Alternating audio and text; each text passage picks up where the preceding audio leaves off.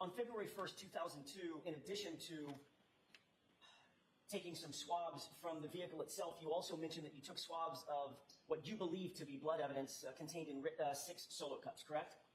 Yes, I noted those as frozen red-brown stains in red cups.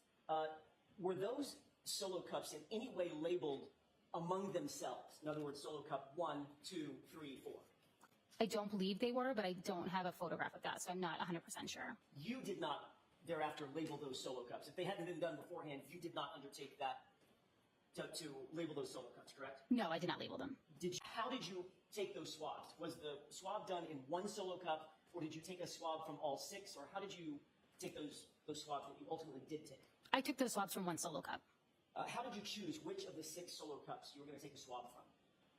I don't recall exactly how I chose which cup. It was reported to me that those cups came from the same area of red-brown staining, so you make an assumption that they're all related. It came from what I was told, it came from one area of red-brown stain at the scene. And you, of course, know as a forensic criminalist that blood stains can contain multiple contributors, correct?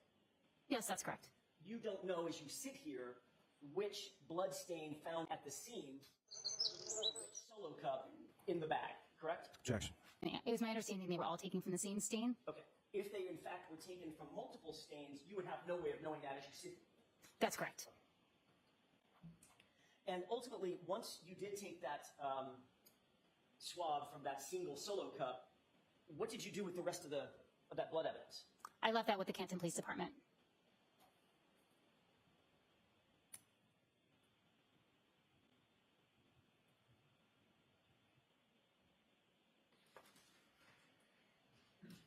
Was there any of this swab? By the way, I should ask this. I've been saying swabs. Was there one swab taken of that one solo from that one solo cup, or were there multiple swabs taken? There were 2 swabs taken.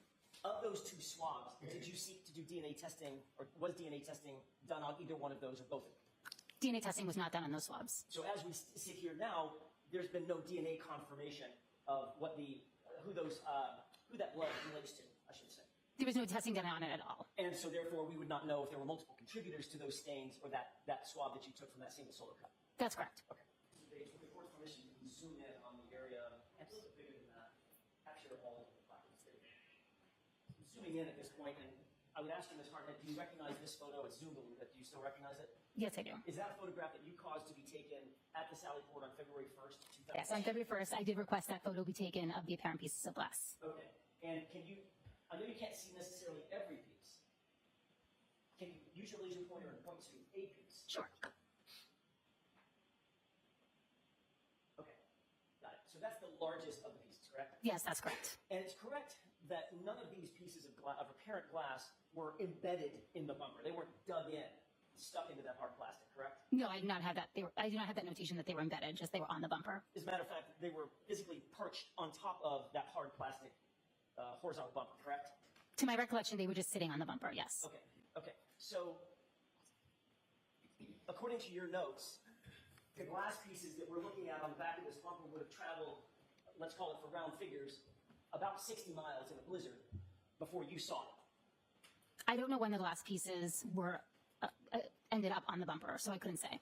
And of course, you knew that on February 1st, you knew a few days earlier, on the 29th, there had been a pretty significant snowstorm here in Massachusetts, correct? Yes, I did have that information. After all of that, whatever that was, you saw these 5 pieces just sitting perched on the top of the bumper, not embedded in any way, correct? That's correct. And you recovered those with little bitty tweezers, correct? Yes.